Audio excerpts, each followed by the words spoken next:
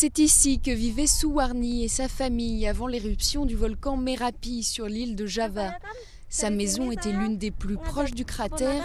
Lors de l'éruption, elle a attrapé sa fille et ses deux neveux pour les emmener sur son vélo à l'abri. Elle a pu les sauver juste à temps, mais son beau-père, lui, était à pied et n'a pas survécu. Si elle vit aujourd'hui dans la vallée, Suwarni revient chaque jour sur les lieux du drame. Elle vend aux touristes des DVD de l'éruption qui a détruit sa maison à seulement quelques centaines de mètres de là.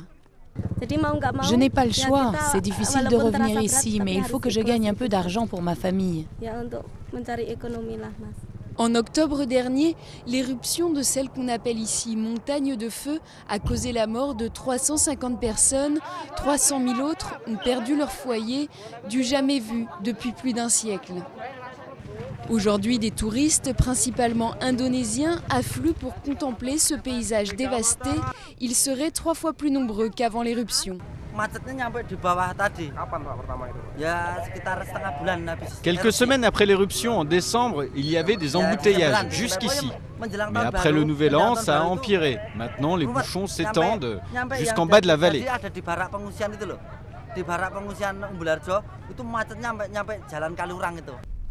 Principale attraction touristique, les restes de la maison du gardien du volcan qui était connu pour savoir apaiser sa colère, mais qui n'aura pas été épargné.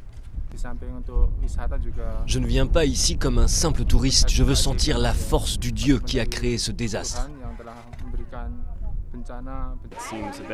C'est un peu étrange de venir ici alors que tout est détruit, mais en même temps on voit la puissance du volcan et surtout l'esprit des gens ici. Ils sont déjà en train de reconstruire la mosquée.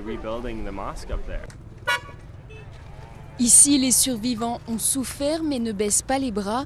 Pour eux, l'heure est à la reconstruction, qu'enfin leur foyer et leur vie puissent renaître des cendres.